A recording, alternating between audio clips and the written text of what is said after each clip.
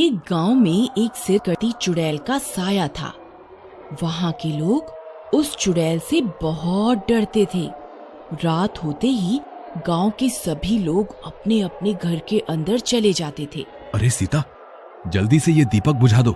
उस चुड़ैल का आने का समय हो गया है। कहीं उसने हमारे घर में रोशनी देख ली तो कहीं वो यहाँ ना आ जाए। जल्दी जाओ और पूरे घर में अंधेरा कर दो।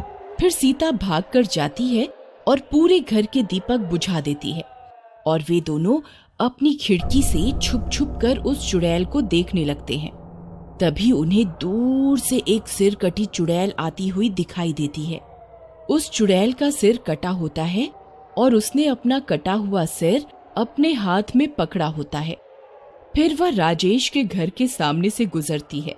वे दोनों बहुत डर जाते हैं और चुड़ैल आगे निकल जाती है। शुक्र है भगवान का, आज तो बाल बाल बच गए। फिर अगले दिन सुबह होने पर, अरे भाई राजेश, तुमने कल रात सरकटी चुड़ैल को देखा? हाँ भाई, कल तो मैं बाल बाल बच गया। वो चुड़ैल बिल्कुल मेरे घर के आगे से ही निकली थी। ये तो शुक्र है भगवान का कि उसने मुझे देखा नहीं। राजेश भाई, मुझे एक बात समझ में नहीं आई, ये चुड़ैल का सिर कटा हुआ क्यों है? अरे तुम्हें नहीं पता क्या? मेरे पिताजी ने मुझे इसके बारे में बताया था। बहुत समय पहले ये चुड़ैल का सिर कटा हुआ नहीं था। ये रोज रात को हमारे गांव में आती थी और किसी न किसी को अपने साथ उठाकर ले जाती थी।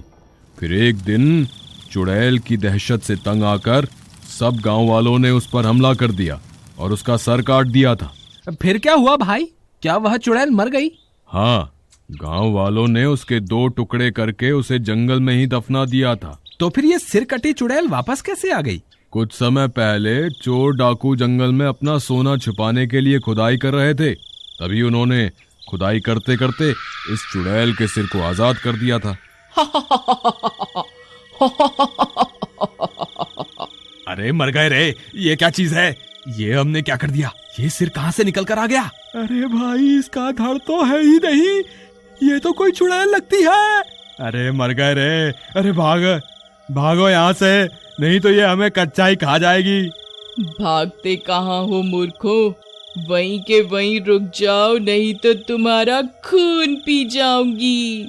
चुड़ैल जी, हमें माफ कर दो, हम आपकी नींद खराब करने यहाँ नहीं आए थे। हम तो बस अपनी जमा पूंजी को यहाँ जंगल में छुपाने के लिए आए थे। गलती से आप बाहर निकल आई, कृपा करके हमें जाने दें। मैं तुम्हें एक ही शर्त पे जाने दूंगी, तुम्हें मेरा एक काम करना होगा। हमें आपकी सारी शर्तें मंजूर हैं, आप जो कहेंगे हम वो करेंगे, बस आप हमारी जान बख्श दें। कुछ साल पहले इन गांव वालों ने धोखे से मेरा धड़ मेरे शरीर से अलग कर दिया था और यहीं पास में दफन कर दिया था। तुमने मेरा सिर तो आजाद कर दिया, लेकिन मेरा धड़ अभी भी यहीं कहीं दफन है। तुम्हें मेरा धड़ खोद कर निकालना होगा, तभी मैं तुम्हें यहाँ से जाने दूंगी। ठीक है, हमें मंजूर है, हम अभी आपका धड़ खोद के निकाल देते हैं। फिर वे सारे चोर उस चुड़ैल का धड़ ढूंढना शुरू कर देते हैं। कुछ समय खुदाई करने पर उन्हें उस चुड़ैल का धड़ भी मिल जाता है। फिर वह धड़ चलकर अपने कटे हुए सिर के पास पहुंच जाता है। फिर वह चुड़ैल अपने सिर को अपने धड़ से जोड़ने की कोशिश करती है, लेकिन जैसे ही वह अपना सिर अपने धड़ पर रखती है, उसका सिर नीचे गिर जाता है। वह फिर से कोशिश करती है, लेकिन फिर से उसका सिर नीचे गिर जाता है। अरे ये क्या, मेरा सिर तो वापस मेरे धड़ से जुड़ ही नहीं रहा, अब मैं क्या करूं? चुड़ैल जी, हमने आपका काम पूरा कर दिया, कृपा करके अब हमें जाने दें। इतना बोलकर वे सारे चोर डाकू वहां से दुम दबाकर भाग जाते हैं। उस दिन के बाद से ही उस चुड़ैल का नाम सिरकटी चुड़ैल पड़ गया और अब वह अपना सिर उठाए रोज अपने शिकार की तलाश में हमारे गांव में आती है। लेकिन भाई राजेश, हम कब तक इस चुड़ैल का आतंक सहते रहेंगे? हम सब गांव वालों को मिलकर कुछ ना कुछ करना होगा।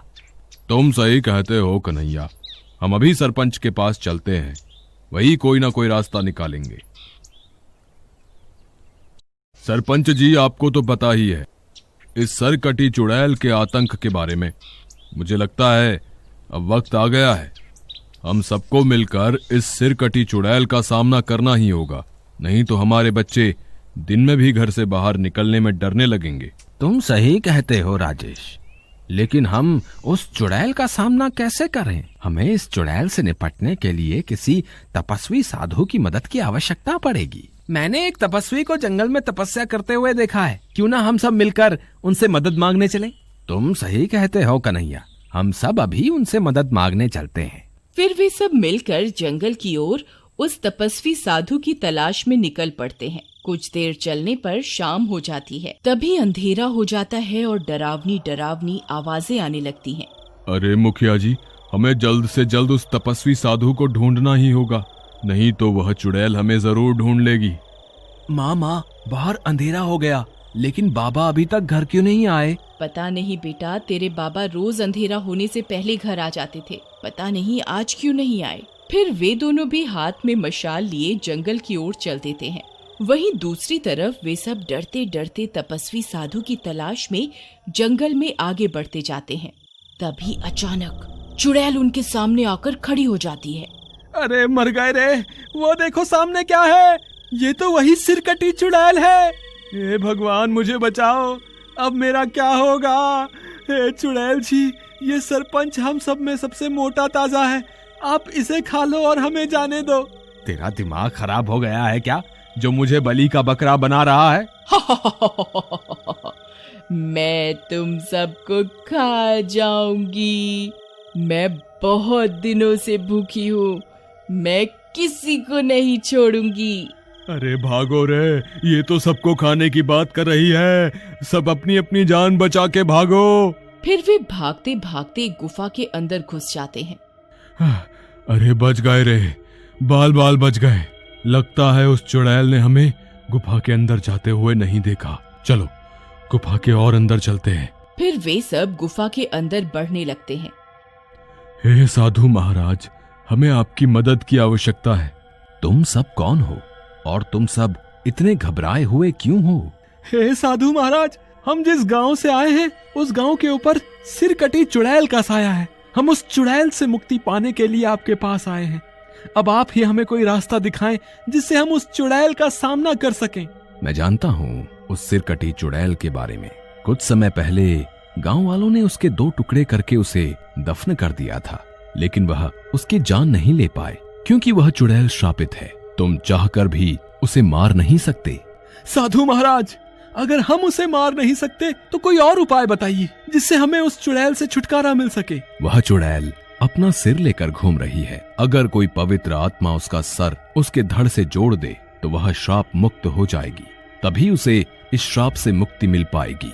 लेकिन साधु बाबा, अब हम पवित्र आत्मा को कहाँ ढूंढें? पवित्र आत्मा हर उस शख्स में वास करती है जिसने कभी किसी के साथ छल कपट ना किया हो और जिंदगी में कोई गलत काम ना किया हो। साधु बाबा, मुझे नहीं लगता कि हमारे पूरे गांव में ऐसा कोई व्यक्ति होगा जिसने कभी झूठ ना बोला हो या कोई छल कपट ना किया हो।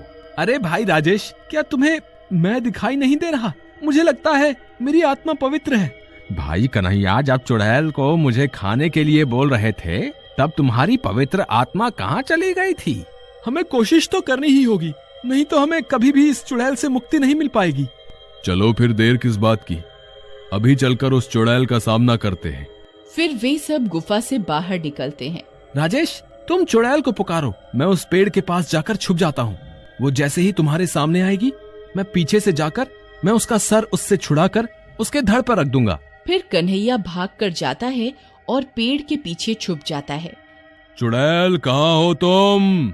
देखो, हम तुम्हारे ही इंतजार में यहाँ खड़े हैं। अगर हिम्मत है तो हमारे सामने आके दिखाओ। तभी चुड़ैल वहाँ पहुँच जाती है। वे सब लोग डर जाते हैं। तभी कन्हैया पेड़ के पीछे से निकलता है और चुड़ैल का सिर उसके हाथों से छुड़ाकर उसकी धड़ पर रख देता है, लेकिन सिर वापस जमीन पर गिर जाता है। ए, कौन है तू?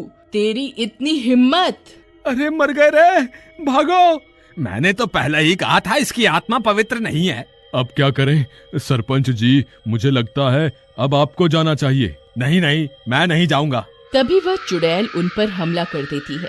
राजेश गिर जाता है और चुड़ैल अपने पंजों से राजेश पर हमला करने ही वाली होती है कि पीछे से उसका बेटा आता है और चुड़ैल का सिर उसके धड़ पर रख देता है और इस बार उसका सिर जमीन पर नहीं गिरता। जैसे ही उसका सिर धड़ से जुड़ता है वह चुड़ैल श्राप मुक्त हो जाती है और एक औरत का रूप ले लेती है। मुझे श्राप से मुक्त करने के लिए बहुत बहुत शुक्रिया। लोग सही कहते हैं, बच्चे सच में भगवान का ही रूप होते हैं।